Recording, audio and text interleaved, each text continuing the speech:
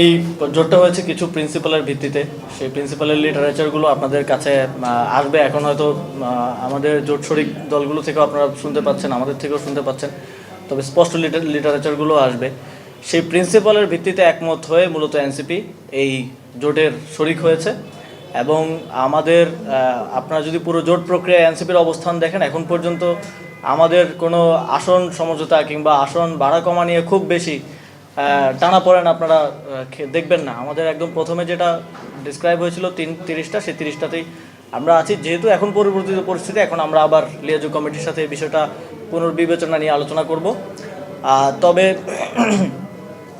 আমি মনে করি না যে এই ইসলামী আন্দোলনের এখানে থাকা না থাকার বিষয়ে এনসিপির কোনো প্রভাব রয়েছে। ওনারা যেই সংবাদ সম্মেলন করেছেন সেটাও আমরা দেখেছি, সেখানেও এনসিপির বিষয়ে ওনারাও কিছু বলেননি। ওনারাও কিছু নীতিগত জায়গার কথা বলেছেন, যে কারণে ওনারা এই ঐক্য প্রক্রিয়ার সাথে এখন থাকছেন না বলে জানিয়েছেন।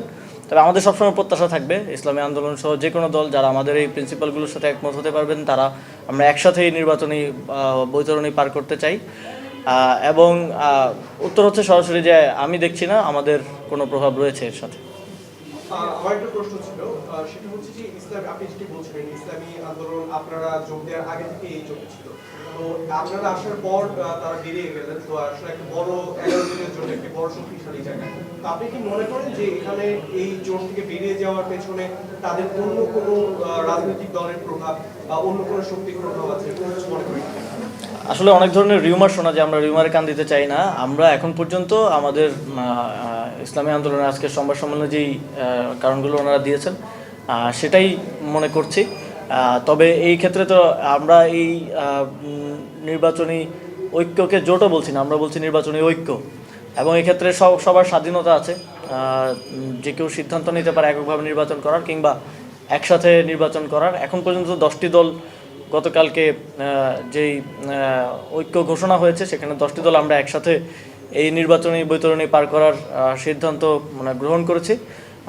এবং আমার জানা মতো এখনও এই পথটা খোলা আছে, এই প্রক্রিয়াটা এখনও শেষ হয়ে যায়নি। এবং এই আমরা প্রত্যাশা করছি যে বাংলাদেশের জনগণ এই নির্বাচনী ঐক্যের প্রতি তাদের সমর্থন দেখাবে। আমরা বিগত 1-1.5 বছরে আমরা একটা ডেমো দেখতে পেরেছি যে যারা আমাদের প্রতিদ্বন্দ্বী জোট আছেন তারা ক্ষমতায় আসলে বাংলাদেশটা কেমন হবে, তার একটা যদি আমি ডেমো বলি, আমরা দেখতে পেয়েছি। কারণ তারাও আংশিকভাবে তো এই অন্তর্বর্তীকালীন সরকারের সময় ক্ষমতায় ছিলেন বিভিন্ন জায়গায়। ফলে বাংলাদেশের মানুষও সেটা দেখেছে। বাংলাদেশের মানুষ একদম প্রত্যন্ত অঞ্চল থেকে শুরু করে শহর সব জায়গায় দেখেছে।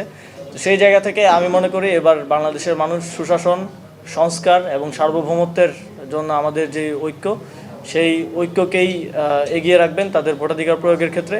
এবং আমরা আমাদের সর্বশক্তি দিয়ে এটা নিশ্চিত করতে চাই যে বাংলাদেশের মানুষ এবার যেন সুষ্ঠুভাবে তাদের সেই ভোটাধিকার, তাদের সেই ম্যান্ডেটটা দিতে পারে।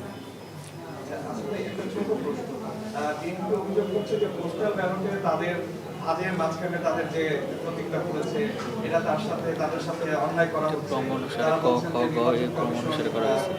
কাউকে ফেভার করছে, এই ব্যাপারটা আপনি আসলে যতদূর আমরা জানি যে এইটা প্রতীকের যেই নামের অক্ষরের ক্রমানুসারে হচ্ছে দেয়া হয়েছে। তো যদি একটা প্রসেস ফলো করা হয়, আমার মনে হয় না সেখানে কোনো সেই প্রসেস নিয়ে কথা উঠতে পারে। কিন্তু এই ধরনের রিউমার ছড়ানো যে তাদের ভোট কমানোর জন্য এটা করা হয়েছে, এটা আসলে হাস্যকর শোনায়। আমরা যখন রাজনৈতিকভাবেও কোনো কমিটি করি বা কিছু করি বা কোনো কিছুর ক্রম সাজাই, তখন আমরা আসলে ক্রমানুসারেই সাজাই।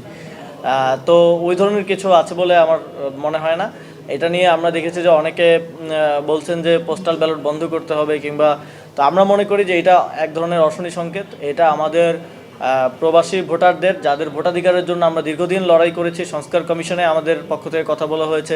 এনসিপির একটা দীর্ঘ লড়াই আছে এই প্রবাসীদের ভোটাধিকার আদায়ের জন্য।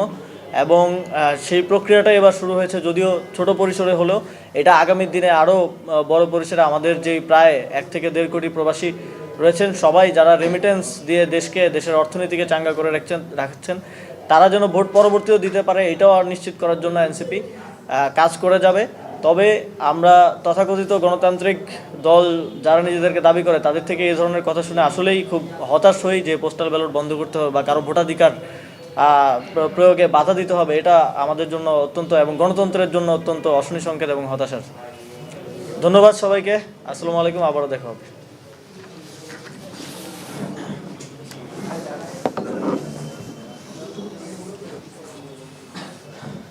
Thank you so much.